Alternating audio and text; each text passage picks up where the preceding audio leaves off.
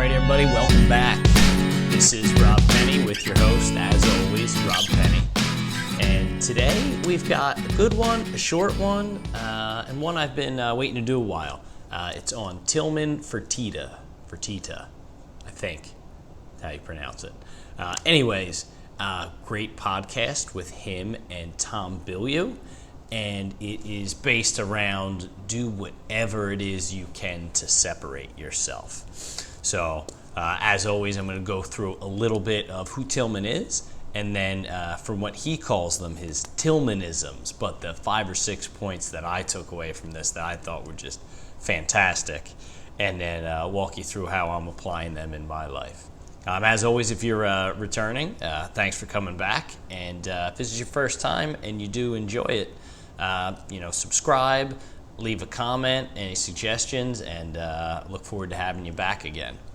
So as always, I got my notebook, got my blog up, and let's dive into it.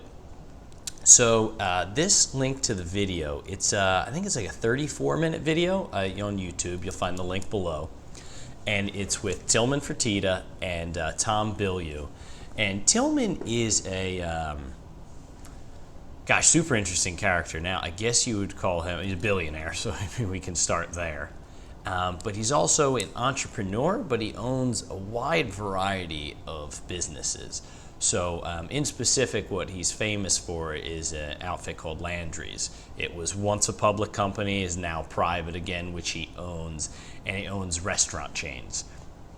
So if it's, I think it's Bubba Gump, Golden Nugget Casinos, Morton's Steakhouse, McCormick and Schmick, a whole number of restaurants, as well as he owns the Houston Rockets as well, aquariums, and much more. So it kicked off as a restaurateur. I believe he's actually the world's richest restaurateur, or at least that's what Forbes magazine had denoted him by. So very interesting character. What I liked the most was that he got into it specifically, I don't want to say by accident, but he originally started in the 80s and 90s out of school, and he was in construction and development. So he was building houses and apartment complexes, and then everything crashed in the 80s in Texas, so he says. And during that time, he went in and invested in a restaurant, which was Landry's, and it was seafood, if I'm correct, outside of Galveston.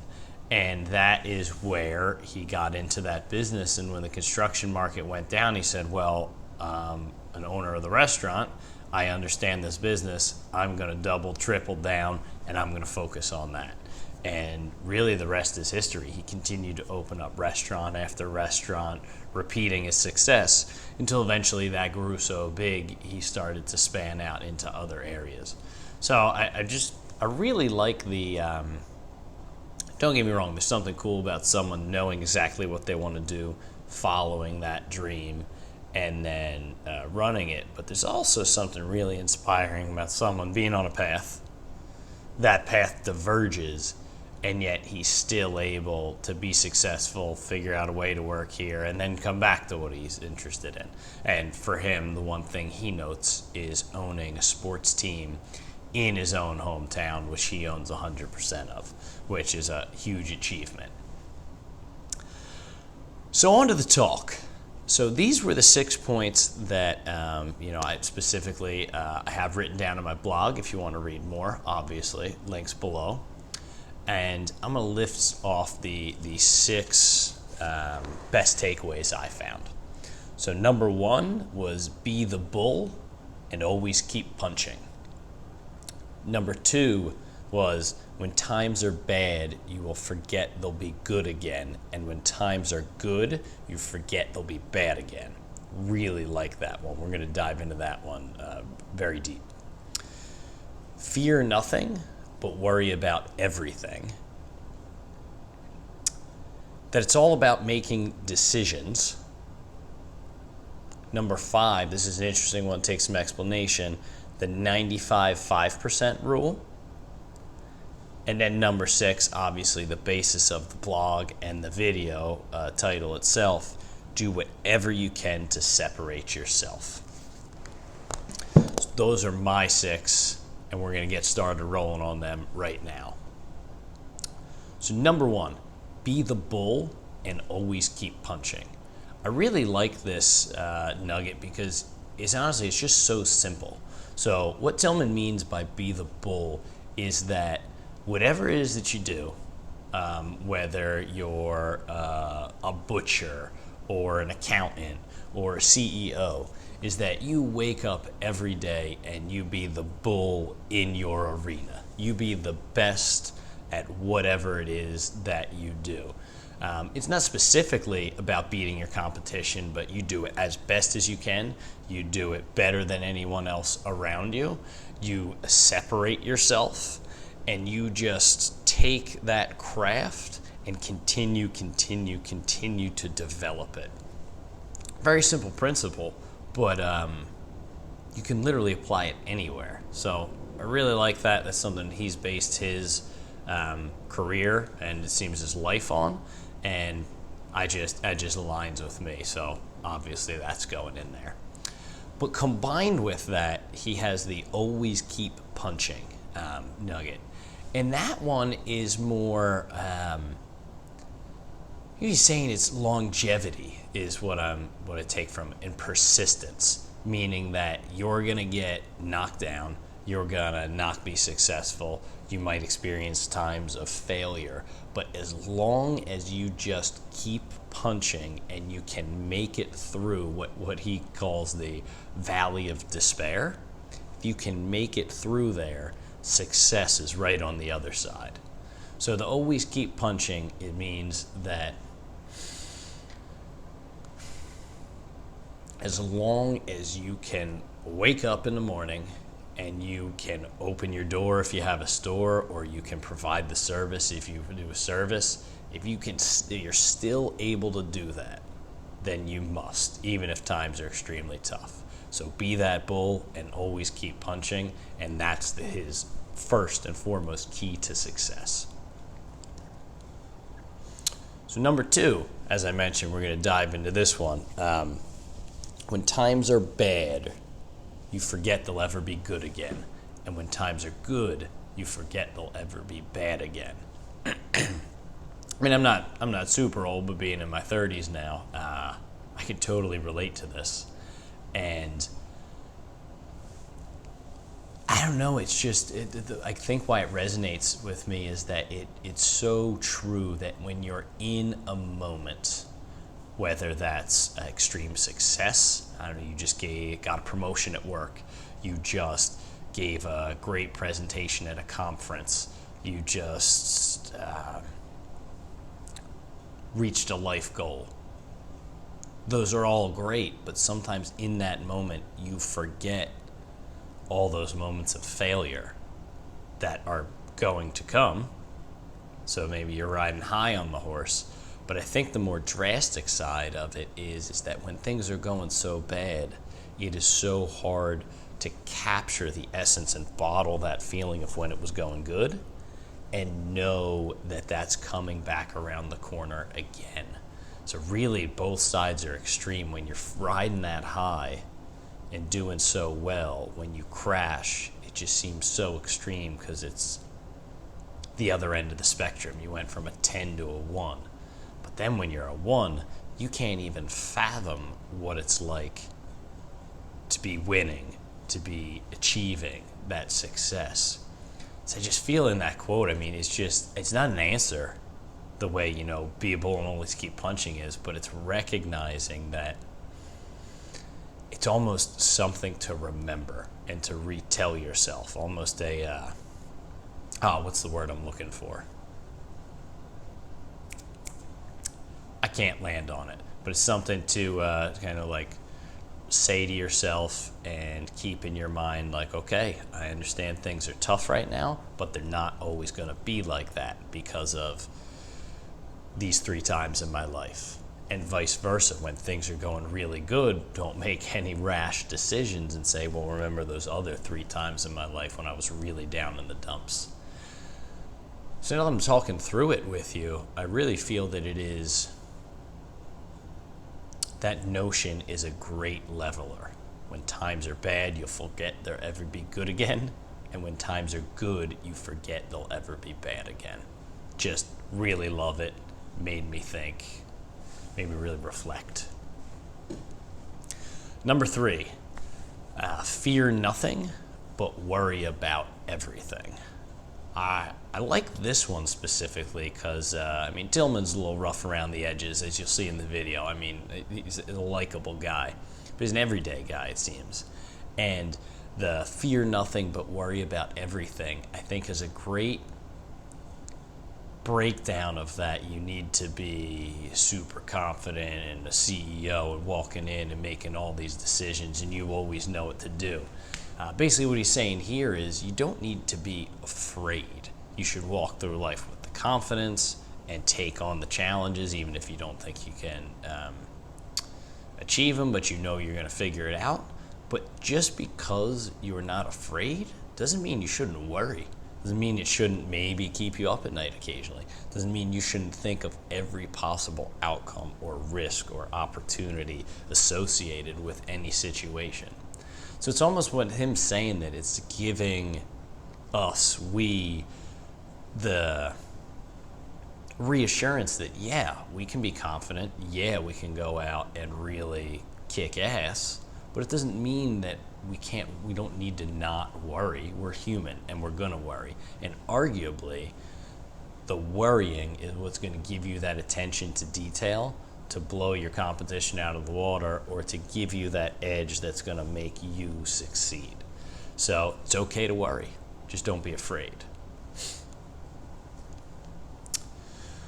Oh, where were we? I got the blog running here. Oh, number 4. This one was more of I want to share with you because it was kind of a question, but something interesting to noodle on. He talks about raising his children and how some people talk about, are you going to give them one area of the business and should they run that area and get to know it intimately and really own it? And his theory on that is no. He believes that business, though diverse, whether it's a sports team or a restaurant or an aquarium or accounting or marketing, that all those areas are all just based on making decisions. So his quote, "It's all about decisions and making them correctly," is the true skill set he wants to leave his children with. So it's just, I had never thought about that concept. You would think, obviously I feel like it still takes a skill set in specific expertise, whether it's finance, whether it's marketing, whether it's operations, but it's all at the end of the day about having the information, being informed enough to make a decision, and then making that decision and moving on. So yeah, I don't know what I'm going to do with that one moving out in the world. I don't quite know yet what to tell you to do with that either, but it really made me think. I'm starting to think more about in my daily life, what are the decisions I make and how do I go about doing it? Coming in on number 5, and I feel like this is when he's also has a book, which I've included a link to below, is really one of the staples of his book. He calls it the 95-5% rule. And the gist of it is that I take away is that you have a great operation going, your service, your business, your own finances, heck, it could even be your home. It's all in order, right? But in reality, 95% of it is going really smooth and well, and that's why you're successful. But if you take a look at it, not that you can't celebrate your success, but you take a look at it, generally speaking, there's going to be at least 5% of that needs improvement. Maybe it's that one room in your house that isn't clean. Maybe in your business you have everything up front looks great, but man, that one supply closet, that's just messy. The point is when you walk in, if you can look around and try to find that 5% while still acknowledging you got 95% going well, and you reward employees and yourself and you have a great positivity about that, but you focus on that 5% and then that's where you're going to continue to improve time over time and set yourself apart. It seems to me, when I think about that rule, is that as you fix that 5%, you don't get to 100%. It's just that 5% goes back into the 95, and you'll find another bucket or another piece of your business or yourself that will use improvement next. So the 5% will rotate in and out, and you'll just have that constant attention where it is needed most. So that 95-5 rule, I like it. It's pretty cool. You're allowed to celebrate, but you're also aware that, hey, there's a little bit that could be better, and why not work on that? Means you always got something to do. Job security. And then number 6, this is the last one, and really this is also going to tie into, generally, if it's your first time here, I always end the talk with, or just my review, with what I'm going to take back into my life. And I feel this is the last point, and it's also what I'm taking back into my life from the entirety of this. And that's do whatever you can to separate yourself. Pretty simple. Just meaning that whatever it is you do, similar to the bull and always keep punching, be the best, always try to improve, 95-5 rule, and keep punching through the hard times. But more so, just do whatever you can to separate yourself. If that is working less, working more, working differently, bringing new ideas, dressing differently, speaking differently, coming up with new ideas that are your own. It really is going against the grain of you want to fit in and almost be the same and model yourself after other employees or people around you. This is just do whatever you can to be you, unique, individual. There's actually probably a lot of this that ties into a lot of the content I consume and the people I like, but I think about Seth Godin and his point where he talks about you be the linchpin. Every company has, say, maybe 100 employees, but they've got 10 to 20 linchpins, which or where all the work is based around these people that you could not remove from the organization without a part of it falling. So if you can separate yourself, make yourself unique, and make yourself invaluable, that is the easiest and best way to get ahead in the world. Whether it's your own business, whether it's a corporation you work for, whatever aspect it is, separate yourself. So that was just just a great way to end, I feel, the talk and make you feel good moving forward. That's what it's all about, is being you, working hard, and finding those ways that you can just capitalize on your individual efforts and your strengths. So I highly recommend this video. I mean, if you're in the door 30 minutes in and out, that's great. You get great points. You can dive into this video, you can dive into my blog, you could purchase his book, or you can read any more of the watch any more of the Tillman Fertitta videos out on YouTube. There's a bunch. I mean, he's got Gary Vee, he's got all the usual suspects. So I'll just recap with those 6 last. We got be the bull, always keep punching. When times are bad, you forget they'll be good again. And when times are good, you forget they'll be bad again. Fear nothing, but worry about everything. That attention to detail. Number 4 is all about making decisions. You've got your 95-5% rule. And last but not least, do whatever you can to separate yourself. To that notion, hopefully I'm separating myself here with this YouTube channel, but if you like the video, go ahead and like and subscribe, but really love for you to comment below. I'd like to get your thoughts on what you think about this, and leave some comments, let me know.